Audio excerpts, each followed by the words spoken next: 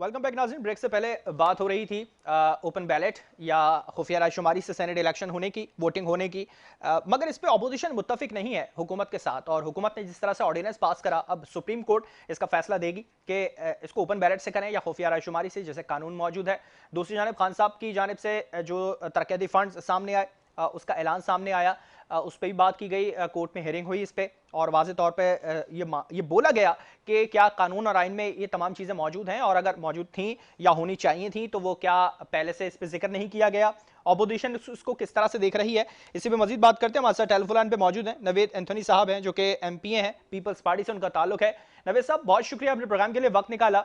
क्या कहेंगे जिस तरह से, मैं सबसे पहले अगर सेनेट इलेक्शन के ऊपर अगर बात करूं, ओपन बैलेट के हवाले से हुकूमत ने जो फैसला करा और ऑर्डिनेंस पास कर दिया, खुफिया रायशुमारी से उनको कहीं ना कहीं ऐसा लग रहा है कि डर मौजूद है।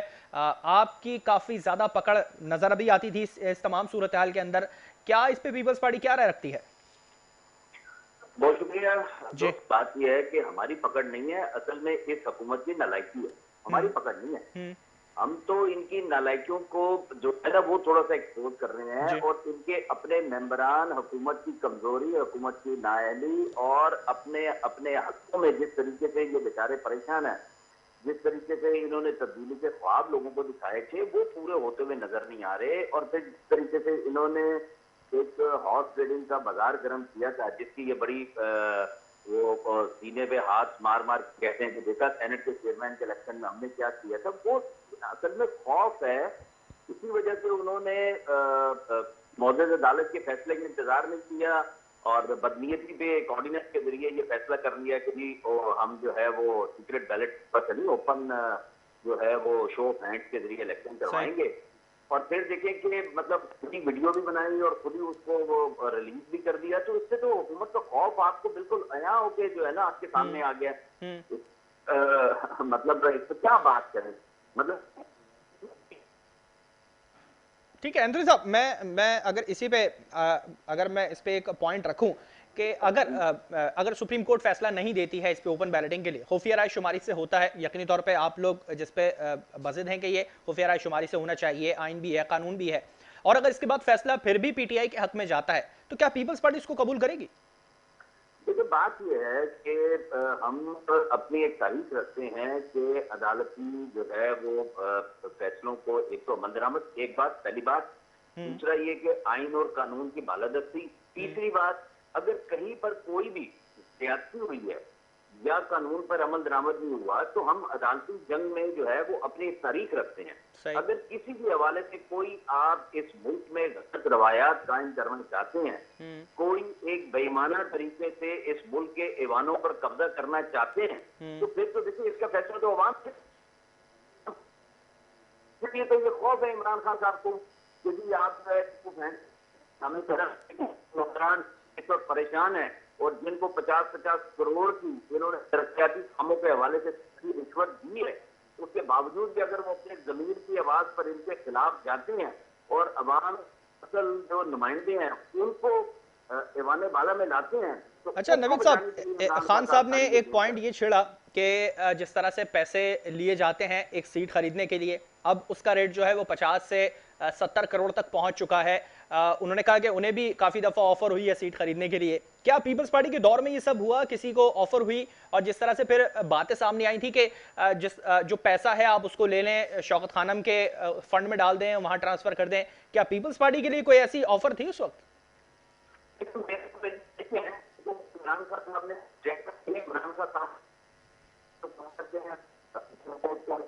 लेने के लिए कि ये जो एक इस तरीके से करप्शन की बातें कर रहे हैं, हॉर्स ट्रेडिंग की बातें कर रहे हैं, इस पर नोटिस होना चाहिए, इसकी इंक्वायरी होनी चाहिए।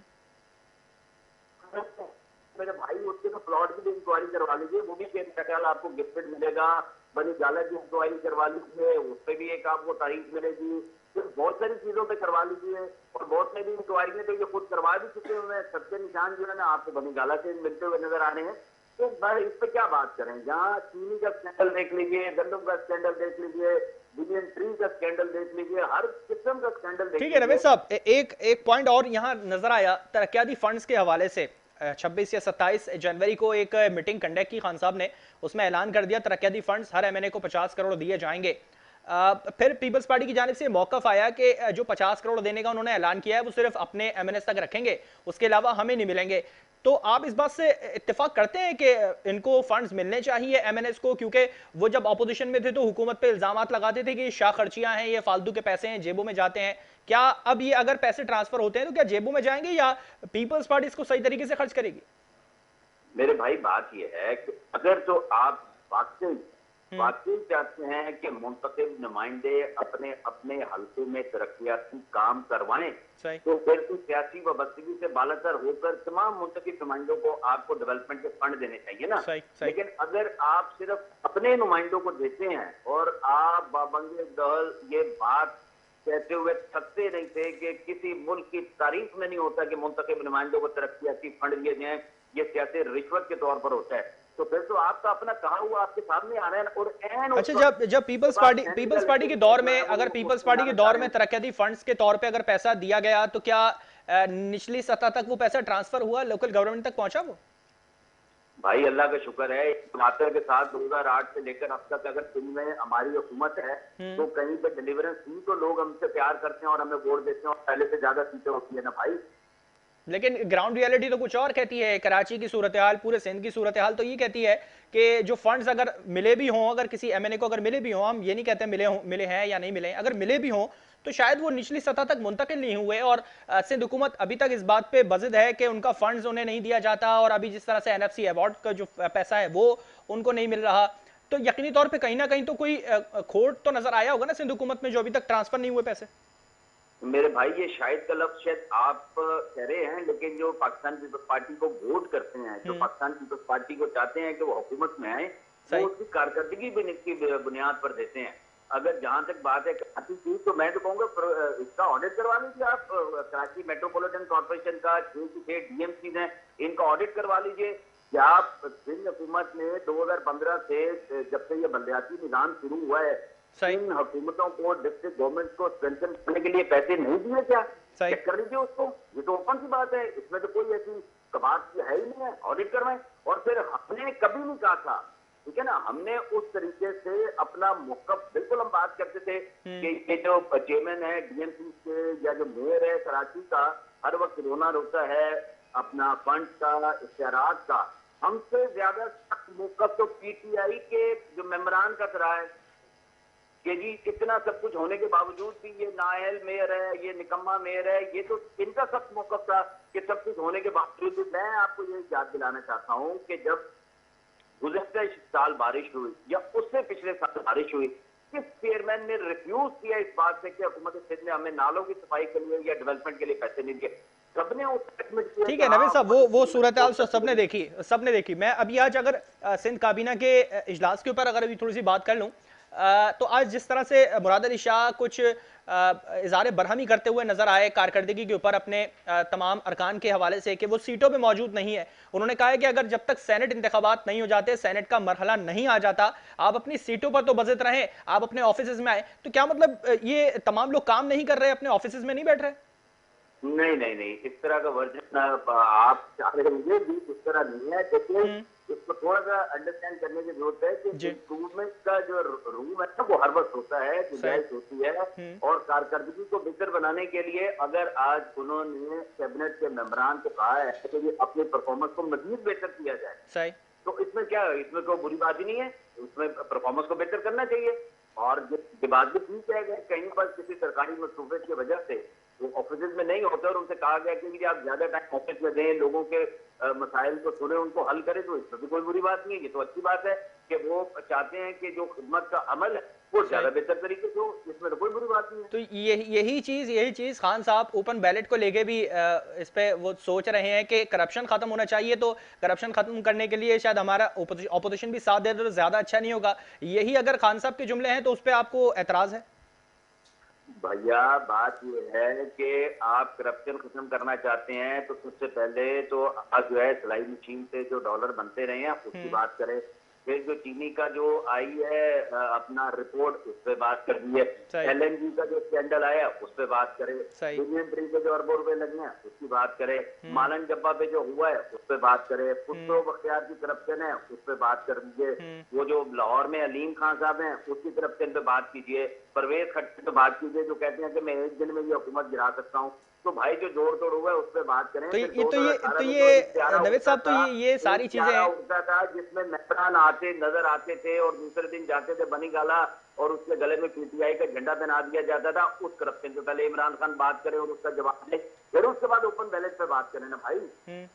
तो नवीद साहब, ये अच्छा नहीं है कि आप जिस तरह से यकीनी तौर पे सिंध हुकूमत बहुत स्ट्रांग मौकफ रखती है अपनी अपनी तमाम बातों के ऊपर, तो इस चीज पे ज्यादा अच्छा बेहतर फैसला नहीं कर सकते कि सेनेट में ओपन बैलेट से होना चाहिए, खुफिया राय शुमारी से होना चाहिए, मिल बैठ के फैसला करने से ज्यादा अच्छा नहीं होगा? ये तो वो तमाम चीजें हैं ना कि आप कुर्सी पे आने के बाद भी ये तमाम चीजें आप खोल सकते हैं, ये तमाम चीजें कच्चे चिट्टे निकाल सकते हैं।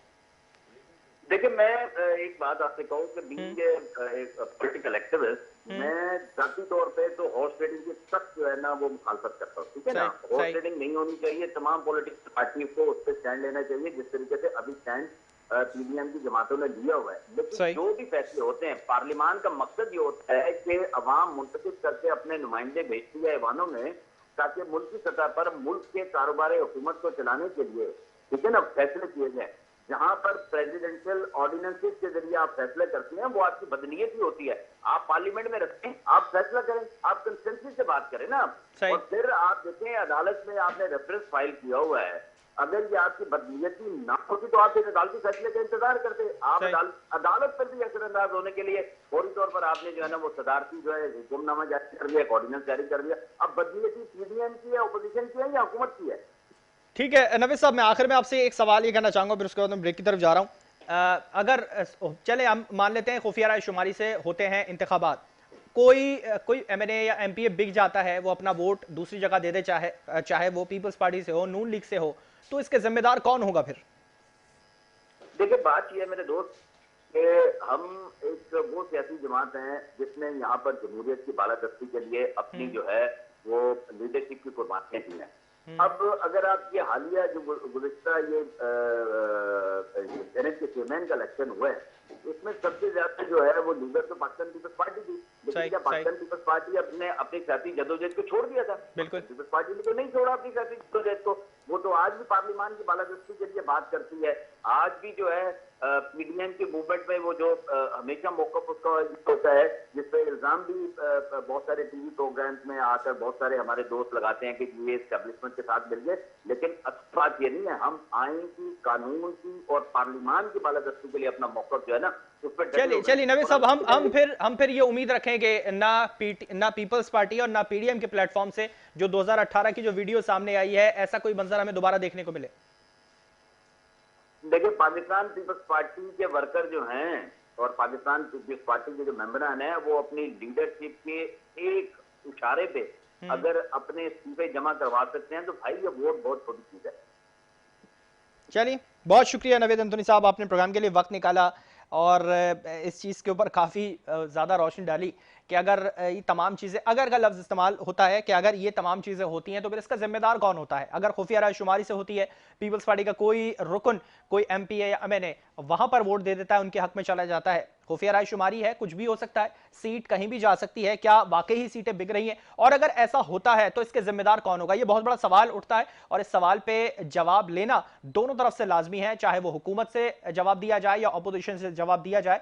अपोजिशन चाहे तो PDM के प्लेटफॉर्म से दे या फर्दन या जिस तरह से पार्टी के बेस के ऊपर वो अगर जवाब देना चाहते हैं तो उसके लिए ज्यादा सवालात खड़े होते हुए दिखाई देंगे कि अगर वो अलग अलग सवाल के जवाब देते हैं तो क्या PDM में फूट पड़ती है। इस पर ही बात करेंगे, एक ब्रेक के बाद हमारे साथ रहेगा।